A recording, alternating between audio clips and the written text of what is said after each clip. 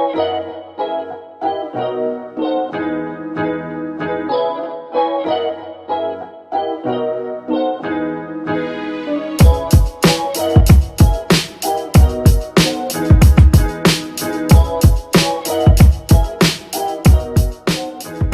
ne part pas de rien, puisqu'on avait déjà un calculateur d'itinéraire qui en était à sa version 2, qui combinait tous les moyens de transport, avec, ce que je vous dis, les mobilités douces, avec la voiture, avec l'autopartage, le covoiturage, avec naturellement les réseaux qui existaient de trains, de gares, les villes en partenariat avec la ZOM. Maintenant, il faut passer un cap supplémentaire. Les technologies le permettent maintenant. Qu'est-ce que c'est? C'est avoir tous ces modes de transport. On y rajoute le covoiturage organisé et conventionné.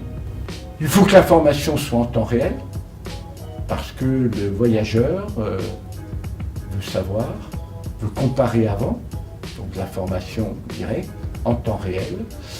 Et puis, il faut aussi qu'il puisse d'un seul clic, je parlais facilité d'utilisation, acquérir le droit de prendre toute cette chaîne de mobilité et de payer le cas échéant. Même s'il arrive à utiliser son vélo, eh bien, il y a des abris sécurisés qui lui permettent d'y aller et avec le paiement est fait automatiquement et quand on arrive devant, on arrive à placer son vélo. C'est aussi l'autopartage. Dans certaines grandes communes, nous avons de l'autopartage, et bien on réserve globalement, on arrive, la voiture s'ouvre et on y va. Il faut aussi donc cette facilité de paiement. Et puis ça règle aussi le problème des installations, parce que maintenant, le voyageur qui a son portable, eh bien, a l'outil à la fois qui supporte ces types de transport en MBA, mais il a aussi la capacité d'auto-poinçonner son ticket avec cette même application. Donc ça, ce sont des éléments essentiels qui révolutionnent. Autant on doit réfléchir globalement sur une région, autant on doit agir localement en partenariat avec les territoires.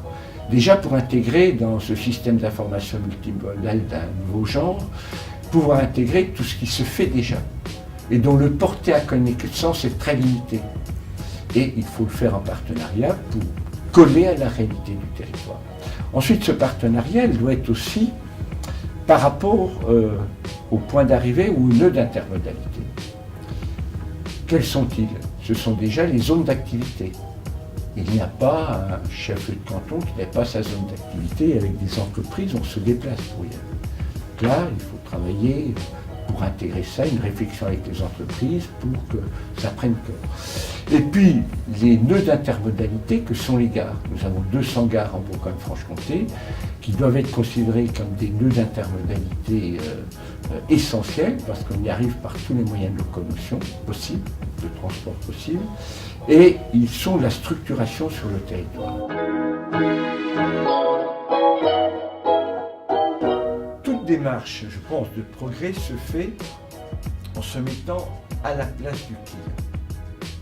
Et ce que l'on fait naturellement pour vendre tout produit, c'est la base du marketing, eh bien, il faut le faire aussi pour les mobilités.